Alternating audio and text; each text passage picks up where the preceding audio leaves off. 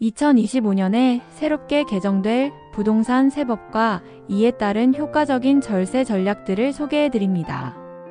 구체적으로는 주택을 취득할 때 내는 취득세, 보유기간 동안 내는 종합부동산세, 그리고 주택을 양도할 때 발생하는 양도소득세에 대한 주요 변경 사항들과 함께 세금을 절약할 수 있는 다양한 방안들을 다루었어요. 이번 발표를 통해 개정되는 부동산 세법을 이해하고 현명한 절세 전략을 세우는 데 도움을 드리고자 합니다. 주택을 살 때 내는 취득세가 어떻게 적용되는지 크게 기본세율이랑 중과세율이 있습니다. 기본세율 같은 경우는 주택에 사는 가격에 따라서 1%부터 3%까지 달라집니다. 예를 들어 6억 원보다 낮은 가격의 주택은 1%만 적용된다는 점을 꼭 기억하세요. 그런데 1주택자분이 집을 하나 더 사실 때는 세금이 더 많이 붙는 중과세율이 적용될 수 있어요.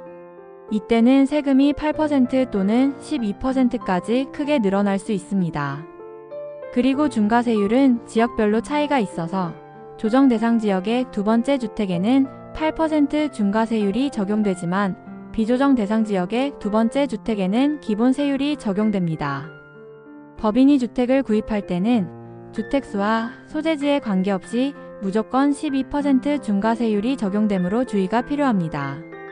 주택을 3채 이상 소유할지라도 종합부동산세 과세 표준이 12억 원 이하이면 중과세율이 아닌 낮은 기본세율이 적용됩니다.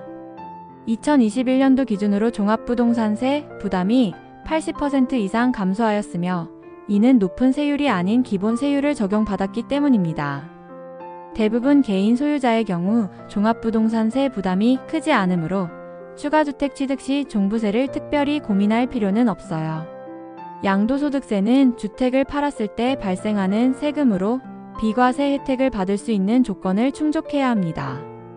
1주택자라면 비과세 혜택을 받기 위해 1세대가 1주택을 2년 이상 보유하고 2년 이상 거주해야 하며 양도가액이 12억 원 이하여야 합니다. 비과세의 핵심 요건은 거주 요건이며 특정 주택에만 적용됩니다. 다주택자는 조정 대상 지역에 주택을 양도할 때 적용되는 양도소득세 중과가 2026년 5월 9일까지 유예되어 기본세율이 적용됩니다.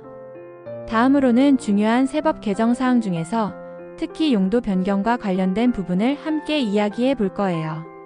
여기서 첫 번째로 주목할 점은 용도 변경에 대한 새로운 예외 조항이 생겼다는 거예요.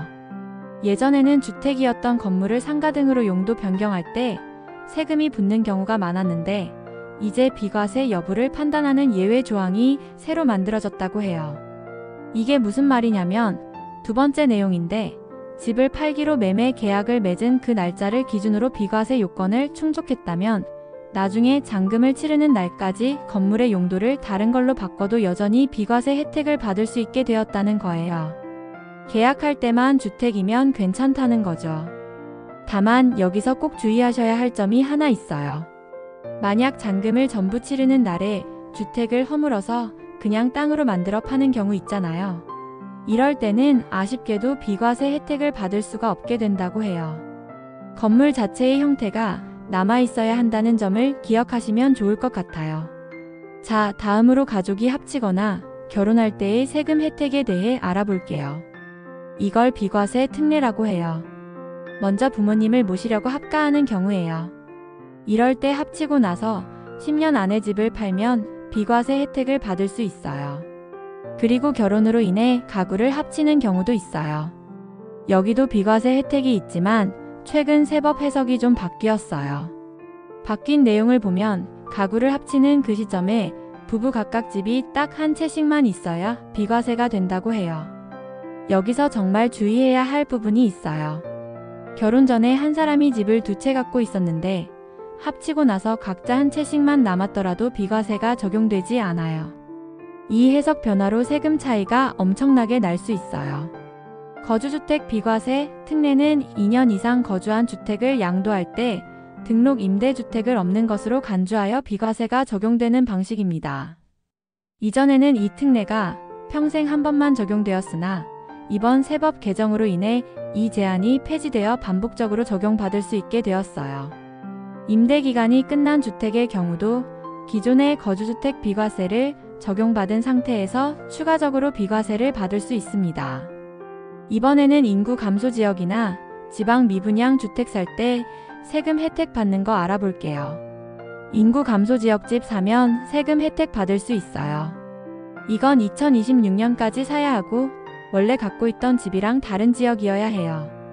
그리고 지방 미분양 주택은요. 이건 집 몇 채 있든 상관없이 혜택 줘요. 특히 종부세 공제가 9억이 아니라 12억까지 돼요. 세금 부담이 많이 줄겠죠? 근데 꼭 주의해야 할 거가 있어요. 아직 집이 없는 상태에서 이런 집을 먼저 사면 혜택을 못 받아요. 기존에 집이 있는 상태에서 추가로 살 때만 적용돼요. 상생 임대주택은 말 그대로 임대인과 임차인이 서로 상생하면서 따로 지자체나 세무서에 뭘 등록하지 않아도 세금 혜택을 받을 수 있는 주택이에요. 이게 좋은 게 세입자의 임대료를 기존보다 5%까지만 올릴 수 있게 되어 있어서 세입자들이 안정적으로 살 수 있게 도와주고요. 대신 집주인 임대인한테는 양도소득세 혜택을 주는 방식이에요. 최근에 법이 바뀌면서 이 상생 임대차 계약의 혜택 대상이 더 넓어졌어요. 그래서 세금 혜택을 받을 수 있는 주택들이 많아졌다고 해요. 특히 집을 팔 때 비과세 혜택 받으려면 보통 2년 살아야 하잖아요. 이 상생 임대주택으로 계약하면 직전에 했던 임대차 계약 기간에 더해서 상생 임대차 계약 기간까지 합쳐서 2년 동안 실제 거주한 것으로 간주해 준다고 해요. 이렇게 상생 임대주택의 혜택과 최근 바뀐 내용까지 함께 알아보았어요. 그럼 상생 임대주택이 주는 세금 혜택들을 더 간단하게 알아볼까요? 첫 번째는 집 팔 때 세금 안 내는 비과세 혜택이에요. 보통 집에 직접 살아야 비과세를 받잖아요. 근데 상생 임대주택은 요건만 맞추면 세입자한테 집 빌려준 기간 2년을 내가 살았던 걸로 인정해줘요. 그래서 12억 원까지는 세금 없이 집을 팔 수 있게 돼요. 그 금액 넘는 부분만 세금 내고요. 두 번째 혜택은 오래 집 갖고 있을 때 세금 깎아주는 장기 보유 특별 공제예요. 집을 3년 넘게 갖고 있으면 받을 수 있는데 상생 임대주택은 따로 살지 않았어도 자동으로 거주 요건을 채워준다고 봐서 매년 4%씩 공제를 받을 수 있어요. 이렇게 되면 양도소득세가 많이 줄어들죠.